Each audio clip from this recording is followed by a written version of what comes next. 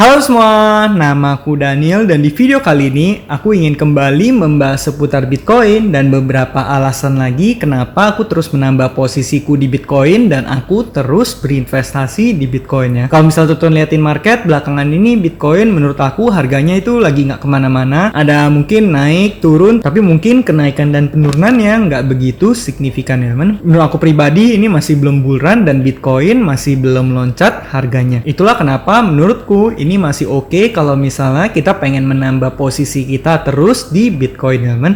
Jangan sampai nanti tunggu Bitcoin harganya udah lebih dari 100.000, lebih dari 200.000 baru teman-teman pengen masuk ke Bitcoin ya men. Nanti mungkin gainnya udah nggak semantap kalau misalnya kita beli di harga pada saat sekarang sekitar 60 ribuan. Nah ini salah satu hal menarik lagi dari The Bitcoin Therapist. Ini juga menurutku hal yang unik ya men, dimana di zaman dulu sebenarnya bisa dibilang Larry Fink bahkan juga against atau kurang suka terhadap Bitcoin ya men. Buat teman-teman yang nggak tahu Larry Fink siapa, itu CEO-nya BlackRock. Tapi belakangan ini bahkan BlackRock itu semakin mendukung orang untuk membeli Bitcoin. Ya seperti yang kita ketahui BlackRock juga udah punya ETF-nya. Jadi sebenarnya kalau misalnya orang membeli Bitcoin pun mereka tetap bakal mendapatkan untung. Untungnya dari mana? Ya untungnya juga dari management fee ya men. Dan bahkan untuk saat ini BlackRock itu udah megang Bitcoin banyak banget. Setahu aku terakhir aku baca kalau nggak salah udah lebih dari 350.000 Bitcoin ya. Bayangin itu udah berapa persen supply dari Bitcoin. Itulah kenapa sebenarnya Bitcoin itu merupakan aset yang super langka. Dan nanti di akhir video teman-teman bakal lihat ada perusahaan-perusahaan lain lagi yang megang Bitcoin ya men. Nah ini teman-teman bisa baca BlackRock has become Bitcoin's biggest advocate. Now they are posting charts showing the decline of the US dollar purchasing power. Jadi bahkan udah bukan mendukung Bitcoin lagi, tapi BlackRock juga bahkan menjadi advokat Bitcoin. Sekarang BlackRock malah ngepost tentang purchasing power dari USD atau nilai dari USD yang semakin menurun. Berarti secara nggak langsung mereka juga malah mendukung orang-orang untuk membeli Bitcoin ya men. Karena di sini aja mereka udah bahas bahwa daya beli uang itu semakin lama semakin kecil. Fiat money nilainya semakin kecil ya men. Nah kemudian nih Bitcoin possesses similar characteristic to that of other global monetary alternative. Ini dibandingin dengan US Treasuries dan gold ya men. Bayangin perusahaan yang udah segede itu mengelola dana sebanyak itu, mengelola uang sebanyak itu, bahkan udah bilang atau udah support orang-orang untuk membeli Bitcoin ya men. Jadi masih lucu banget kalau misalnya ada orang-orang yang di luar sana masih menganggap Bitcoin itu penipuan, Bitcoin itu scam, Bitcoin itu bisa dihack dan sebagainya. Menurut aku itu pemahaman yang jauh banget dari apa sungguhnya Bitcoin ya men. Maka dari itu teman-teman yang belum ngerti, teman-teman boleh coba untuk baca Bitcoin standar dulu atau teman-teman boleh baca langsung Bitcoin white papernya. Di situ dijelasin lebih detail lagi ya tentang apa itu teknologi di balik Bitcoin dan gimana cara kerjanya. Walaupun mungkin pembahasannya sangat teknis ya men. Nanti mungkin di video-video berikutnya kita bakal sekali bakal mencoba bahas. Nah berikutnya ini the market is up 6.540% plus since 1967. Nah di sini maksudnya adalah S&P 500 ya men. Itu kayak IHSG tapi IHSG-nya Amerika, but only 600% when adjusted to inflation. Jadi walaupun mengalami kenaikan yang super luar biasa signifikan banget 6.540% atau kalau dipakai satuan Bagger itu udah 65 kali lipat, tapi 65 kali lipat itu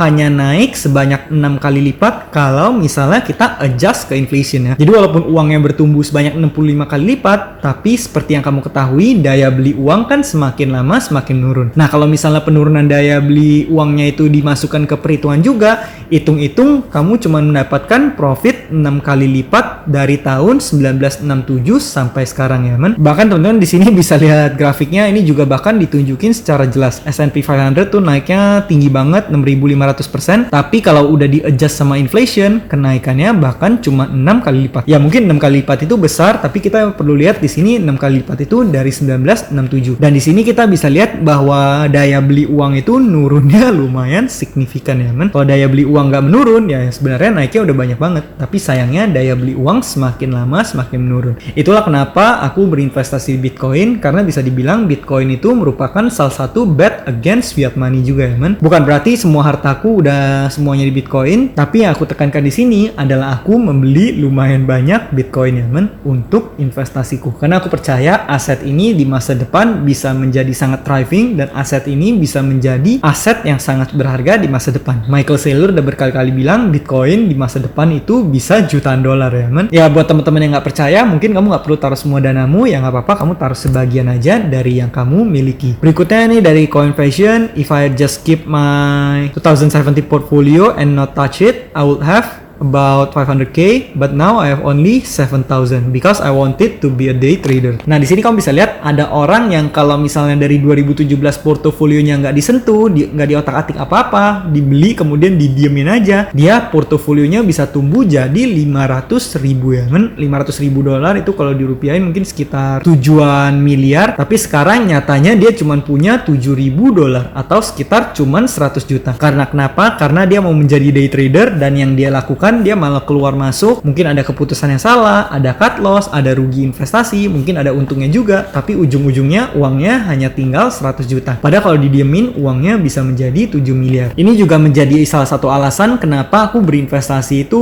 aku investasi untuk jangka panjang dan aku nggak gitu tertarik untuk melakukan day trading ya kan. Bukan berarti day trader salah, menurutku kalau misal kamu emang jago trading, ya kamu pasti bisa juga menghasilkan banyak uang dari trading. Tapi buat teman-teman yang mungkin nggak punya waktu untuk asas skillnya, nggak bisa mendedikasikan dirimu untuk full time trading atau pelajarin sampai dalam banget, terus kamu juga masih mungkin punya pekerjaan lain, tradingnya hanya sampingan, aku lebih rekomen untuk mungkin kamu fokus di perbesar income aja, kemudian dari income-mu itu kamu gunakan beli Bitcoin atau beli apapun itu, dan kamu investasi dalam jangka panjang. Kalau menurut aku pribadi seperti itu teman. Tapi bukan berarti trading salah. Kalau misalnya kamu emang punya skillnya dan kamu bisa trading, ya sebenarnya bahkan bisa ngasilin uang jauh lebih cepet lagi teman. Tapi seperti yang kamu ketahui, ya emang resikonya juga lebih tinggi. Jadi itu disesuaikan aja dengan kamu sukanya seperti apa. Kalau aku pribadi, aku lebih suka untuk menghasilkan uang karena menurut aku enjoy banget proses menghasilkan uang ya men. Terus kemudian aku investasinya di instrumen yang sifatnya lebih pasif ya men, supaya aku bisa dedikasiin diriku untuk menghasilkan uang karena aku lebih enjoynya di sana. Tapi teman-teman tentunya boleh ikutin metode kamu sendiri. Kamu cocoknya dia mana, nggak ada yang salah, nggak ada yang benar. Karena pada akhirnya itu pilihan aja ya men. Oke, ini hal yang menarik lagi, ini perbedaan antara kamu punya dana di bank dan dana kamu dalam bentuk Bitcoin. Kalau misalnya di Bitcoin itu adalah decentralized, di mana nggak ada third party-nya, sedangkan bank itu adalah third party. Nih kamu bisa lihat, my bank notified me the transaction was approved today. Kalau misalnya Bitcoin, kamu kalimatnya udah berbeda ya teman. My Bitcoin wallet notified me that the transaction was confirmed today. The difference is subtle yet huge. Perbedaannya di sini mungkin kamu nggak gitu perhatiin, tapi di sini ada perbedaan yang sangat signifikan. Dimana kalau ada third party itu berhak untuk bisa nge-decline ataupun bisa nge-approve. Sedangkan kalau kamu bertransaksi menggunakan Bitcoin, ya nggak ada ya men, nggak ada yang bisa menghentikan kamu karena sifatnya adalah decentralized. Kamu mau pindahin hartamu kemanapun, ya kamu bisa. Kamu bahkan mau kirim uang ke luar negeri, kamu pengen pindahin asetmu ke luar negeri dengan mudah, itu kamu juga bisa.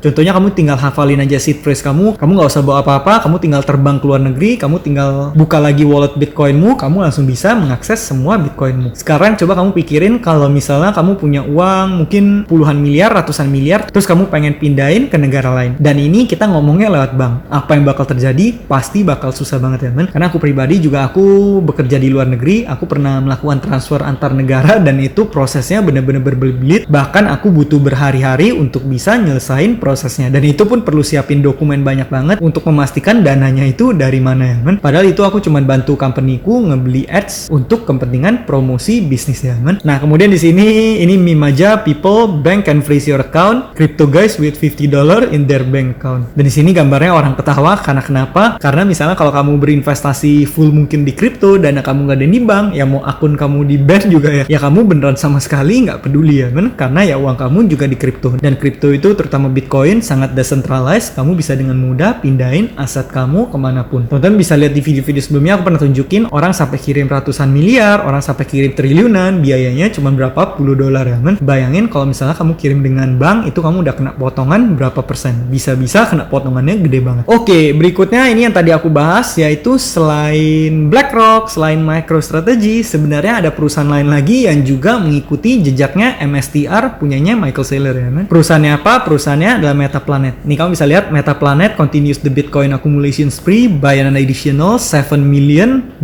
worth of Bitcoin. Ini merupakan Japanese investment firm namanya Metaplanet. Mereka nambah posisi mereka di Bitcoin ya men, nih beli 108 Bitcoin lagi, itu mungkin sekitar 100-an miliar ya men, atau sekitar 7 juta dolar. Sekarang company-nya udah punya Bitcoin senilai 40 juta dolar, sahamnya juga sampai naik 10%. Earlier this year, company adopted Bitcoin as its major reserve assets following the step of MicroStrategy, one of the largest corporate Bitcoin owners ya men. Kamu bisa lihat perusahaan satu persatu mulai ngikutin MicroStrategy ya men. Nanti perusahaan ini ikut, ada lagi perusahaan-perusahaan lain yang mengikuti jejak MicroStrategy dan mulai ngestok Bitcoin. Jangankan perusahaan, bahkan negara pun udah mulai ngestok Bitcoin ya men. Kamu bisa lihat US pegang Bitcoin seberapa banyak, Cina pegang Bitcoin seberapa banyak, El Salvador yang setiap hari membeli Bitcoin. Kemudian juga bahkan kadang ada beberapa negara kecil yang ngestok Bitcoin banyak banget. Atau bahkan di negara-negara yang inflasinya gila-gilaan, yang nilai uang fiatnya udah nggak ada lagi, uang mereka udah nggak bernilai,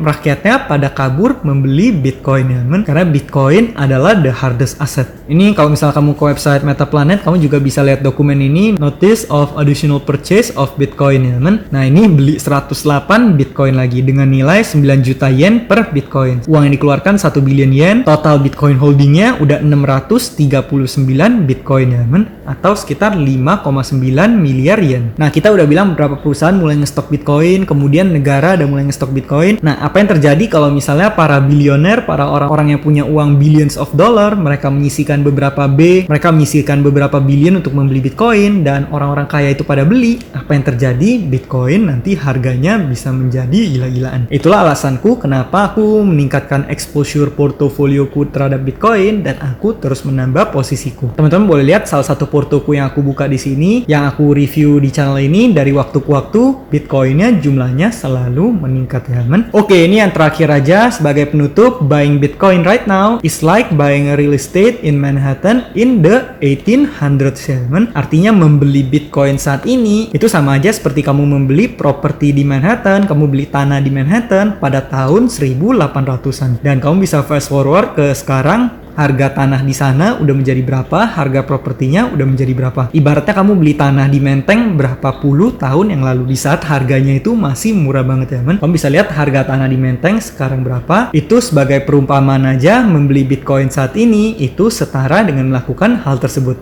Karena kenapa? Karena Bitcoin itu masih murah banget, market cap-nya masih kecil banget dibandingkan dengan apa yang bisa dicapai Bitcoin di masa depan nanti ya men. Kalau nanti adopsinya udah meningkat, harga Bitcoin udah nggak mungkin berada di harga 1 miliar per Bitcoin, udah nggak mungkin semurah ini lagi. Harganya udah pasti jauh lebih mahal dari ini. Itulah kenapa buat teman-teman yang pengen berinvestasi di Bitcoin, yaitu boleh banget. Bahkan bagi kamu yang hanya bisa beli sedikit sekalipun, menurut aku pribadi tetap nggak apa-apa, invest saja, karena di masa depan itu bisa menjadi something ya men. Nah mungkin sekian aja pembahasan kita pada video kali ini. Semoga video ini bermanfaat, dan akhir kata jangan lupa untuk selalu invest in yourself. Sampai jumpa di video berikutnya. Bye.